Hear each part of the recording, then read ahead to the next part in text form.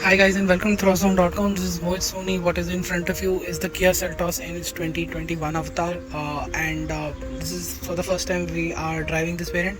Of course, there is no major difference between the 2021 model and 2022 model, apart from some varianting changes. So here we are. Of course, this is the first time we are getting our hands on after the original drive that happened.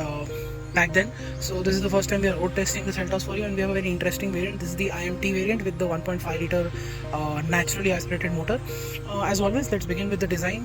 There are some changes because this is the the HTK plus model, and what it gets here is an LED DRL, but that doesn't run throughout the grill. It's only here, stays here. There's no line in between.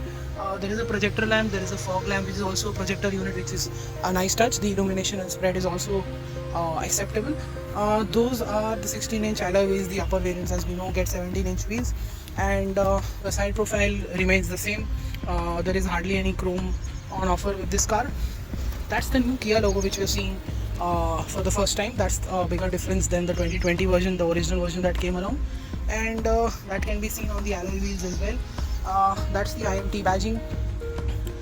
At the back you can see it gets a similar set of tail lamps, but it doesn't have LED units in it. It's a normal halogen unit, but it gets reversing camera and sensors, of course. A new look at the logo as well. That's the boot. Space saver tire toolkit is on offer. Again, this is a medium sized boot. Nothing really to say about it. It is slightly smaller in this segment. There are bigger boots in this segment offered by other rivals, and yeah, let's get into the back first. You have to unlock the door like that, get inside behind my own driving position. You've got a fast charging port for area to keep your phone, AC vents, very good knee room, very good leg room. Headroom also is surprisingly really impressive. You've got adjustable headrests only at the front, not at the back and not in the middle. There is, of course, this lap belt. It's still not a 3-pointed belt that comes from above, which is necessary to get a better crash test rating. And you've got a door pad with sound speakers inside it. Kia has also put these blinds on, which is really impressive. I really like the fabric upholstery that is on offer with the car. White always looks great. It's got a great tinge to it. It doesn't get dirty that quickly, but it will get dirty rather quickly than when compared to beige or black. And yeah, that's the sunroof. That's how the dashboard looks like from here. The view outside is also really impressive. We are seated quite up. There is very good under thigh support. I can see ahead. Even with the driver, I have a very good view of what is ahead. The side windows are also really impressive. Very good on glass area, so you don't feel hemmed in inside. And there's no air purifier here on offer. No armrest. You can tuck your seatbelt like this. That's how it's done here. Got the parcel tray. Yeah, that's it. You've got white lights inside the for the interior here as well, which looks very premium, very nice. Grab handles with good hooks, really impressive. I always love these mats by Kia. I think this is something really new, refreshing, and feels quite welcoming. It almost feels like a home mat, but surprisingly it's doing really well in the car as well. A white applique here on here to make the cabin look much better at the back. You can see how it looks like over there from far away. Keyless entry and go. Push button start. We've got AC, which has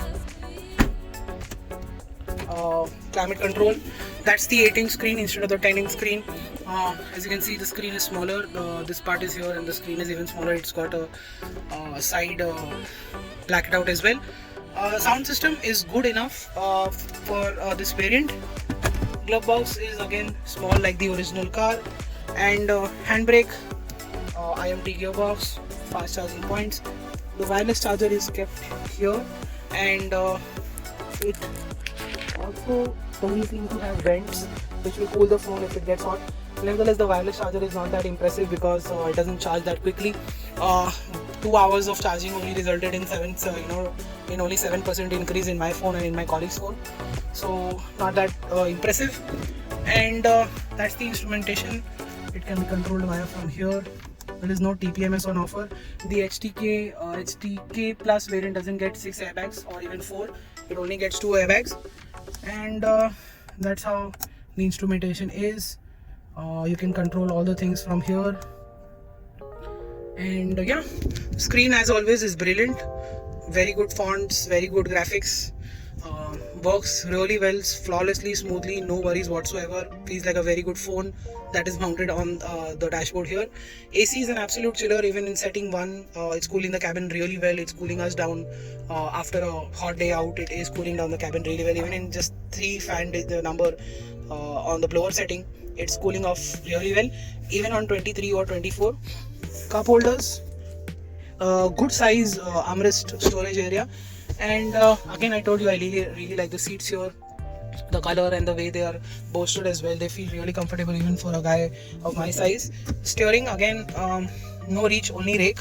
So this is a variant which has a bit of less features, but it has the basics right. You've got ambient lighting on offer with this car, and you can also see it's got Wi-Fi, so it's got wireless Apple CarPlay and Android Auto as well.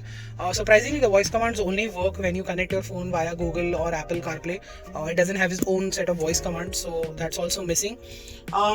It's again a variant which is almost well equipped, but it could have done better with voice controls on offer. Kia continues to miss on the panoramic sunroof, but it's great to see this middle variant also getting a panoramic sunroof. A normal sunroof. Panoramic sunroof continues to be a miss, despite there are rumors again and again that the panoramic sunroof is coming in. It's not. It's been a while, and I think we are only going to see it in the facelift, which is going to happen within next year. And yeah, that's what the cabin is all about. The ambient lighting, as we know, is the fancier one, where it it blinks with the way the music is playing, so that's really impressive. Overall, a cabin we really appreciate. The plastics are good, they're mounted decently well. This panel here looks really impressive. We've seen this in the Karens as well, and yeah. This, that's the Seltos' interior, even with certain features missing, just continues to impress even at first glance. And even we've almost spent 15 days with this car, it doesn't not disappoint. So I'm pretty sure even the owners are quite happy with this. And you've got cruise control and automatic wipers and light. The IRVM is manual, at least it's here. And sunglass holder is on offer. No glass here, but definitely there's one here. I think that's what the interior is all about. You've got the dials, and that is it. So what is the Kia Seltos like to drive with this Smart Stream 1.5 litre naturally aspirated motor, making 113 bhp of power and 144 Nm of torque, made it to a 6-speed iMT. Well, for starters, let's discuss what it is like when it comes to refinement, because it's downright superior to anything that we've driven. It is an extremely smooth and refined engine. The engine noises don't come inside the cabin at all. Only if you are ringing it to the red line is only when the engine noise is going to come inside the cabin, and that is it, because while driving normally, cruising normally, there is going to be no engine noise whatsoever inside the cabin, and that is a really pleasant experience with the Kia Seltos here with the 1.5. It is a smooth motor, it's a refined motor, and it's got good low end and mid range capabilities as well. So driving in the city is going to be an absolute breeze. Of course, there is just about enough top end. It's going to be a squeeze. We'll have to redline in all gears to take out maximum performance. And since it's not a performance oriented engine, it is best that you keep it at sedate pace, because you can actually get good fuel efficiency out of it. At we've been getting 12 to 13 kilometers in the city and 14-15 on the highway, which is really impressive and very close to the claimed number of 16 kilometers to the liter. So that's really impressive. The other impressive part is, of course, the IMT, 6-speed IMT. You don't have a clutch, it's automated, so you're just shifting gears. I really like this aspect because it's an hassle-free unit and you get to shift gears, which is, it's like having your cake and eating it, because there is no real clutch action. We were stuck in traffic more than thrice over the 15-day course of testing this car, and in Bombay traffic, and it was an absolute pleasant experience because the NVH levels were low. Inside the cabin, the traffic noise, wind noise and road noise were also well kept in check. The music system was good enough, the AC works really well, so, and the light is quite high inside the cabin, so all of this made this so much better. There's obviously a quiet mode also, so that makes sure that the cabin is really quiet, and that makes the driving experience so much better. We wish there were driving modes, we wish there were engine modes on offer to make the best out of this engine, but I'm sure it's the IMT's limitations that are forcing Kia not to offer that in this car.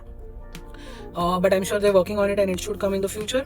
But again, like I said, we are really impressed with the iMT. The shifts are really nice. Since the clutch is automated, the fuel efficiency also is excellent, because the automated clutch over a human controlled clutch will definitely be better. That's the reason why the fuel efficiency is also quite better. It can drop to as low as 9 kilometers to the liter, and it can deliver 14.5 on the highway. We've been getting an average of, like I said, 12 to 13 kilometers to the liter, which is really impressive. And this is over a due course of 15 days, so these are numbers which can be as solid as they can. And again, like I said, it's a really effortless car to drive. If you don't have any requirements, specific performance requirements from this car, this is great. The iMT is good, the engine is nice, it's got good low end and mid range, so that makes driving really easy. It's the biggest highlight, because driving this car is really easy. The steering is light, the ride quality is just about okay. It is stiffer even with 16-inch wheels, because the higher variants had 17-inch wheels. It was purely stiff. This still feels stiff, but there is a hint of compliance that makes sure that is not uncomfortable. As the speeds get higher, the suspension is on the softer side, so body roll is evident while changing corners, changing lanes and taking corners. Body roll is felt, but everything is well in check. And Kia has not equipped this car with electronic stability control, so we urge you to keep it safe. And of course, the body roll is well in check. There is a lot of mechanical grip on offer before you actually go ahead and lose control, which is never going to happen, since if you don't have any performance requirements from this car, then you are not really an enthusiast pushing this car anyways. And what also is impressive are the brakes and the tires. They grip really well in the wet and the dry. Since the rainy season is here, we can tell you about it. And steering feedback is good, better than any other Hyundai Group car, and it's about okay, and there's nothing really to complain or really like about it at the same time. And that's what the Kia Seltos 1.5 with the iMT is all about. It's all about effortless driving, ease of use, very nice cabin to spend some time in. The feature list is also just about okay. It could have been better. It lacks ventilated seats, and it doesn't get engine modes and drive modes, but it's got a panoramic sunroof. It's got a nice interior with very good plastics, very good quality all around. That is the reason why we were really impressed with it in 2020 when we drove it for the first time.